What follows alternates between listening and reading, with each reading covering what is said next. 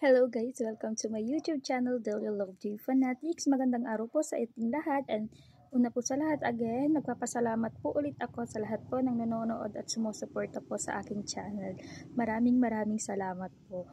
And syempre, i-reflex ko itong damit ko ngayon, yung merch ni Kuya Dave nung anniversary niya. O, diba? Hindi ko yan inaano kahit medyo masikip. So, suot pa rin natin. Kasi love ko si Kuya Dave, always yan.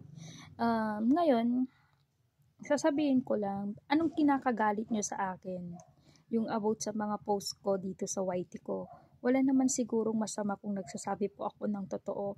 Ba't kayo galit na galit, pinupost nyo pa yung mukha ko sa social media? Huwag kasi kayong gagawa ng eksena para hindi kayo din balikan.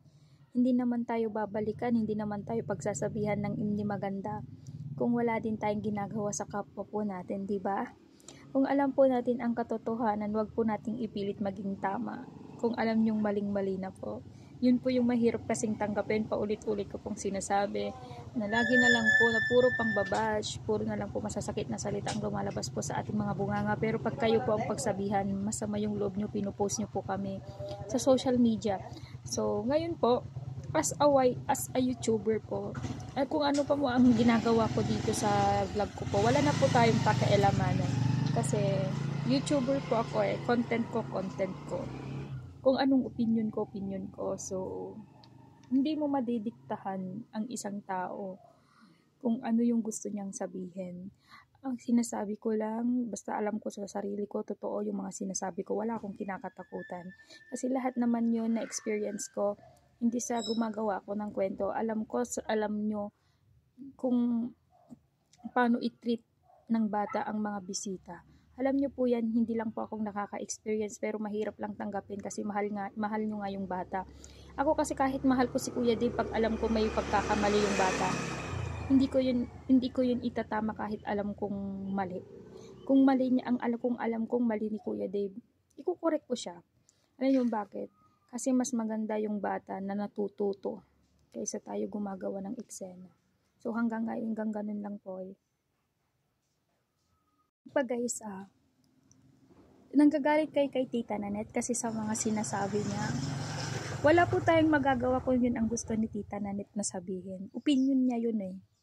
So, anong kinakagalit niyo doon? At ang dami-dami niyong sinasabi about kay Tita Nanette na pangbabash.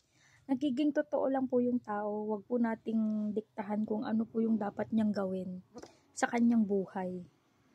And si Tita Nanette kasi hindi siya plastic eh. Sabihin niya yung gusto niyang sabihin. Kasi yun yung totoo, di ba?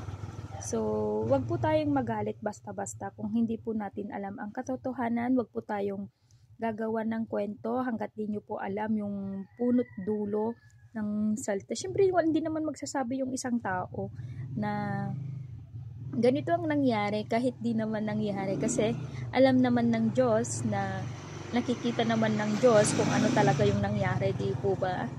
Hindi lang po ako ang nakaka-experience ng ganon. Marami na po. So, huwag po kayong magalit. Di ba? Ako kasi, wala akong masabi kay Kuya. Mahal na mahal ko po yung bata. Dahil, mabait siya, mapagmahal siya, may respeto po siya. At saka lahat naman ng bata, may lahat naman ng bata, mahilig ako sa bata. Pero, nagbibase lang po talaga ako sa attitude. Huwag niyong diktahan yung isang taong mahalin ang isang tao kung hindi naman kayang mahalin ng isang tao. Sige, example, ipapakangasawa ka nila sa hindi mo mahal. Ano, tatanggapin mo ba? Di ba po ba? Ganun po ba? So, yung hindi yun ang naiintindihan. So, hanggang doon lamang po. Ito lang po ang aking vlog. And again, thank you so much for watching, guys.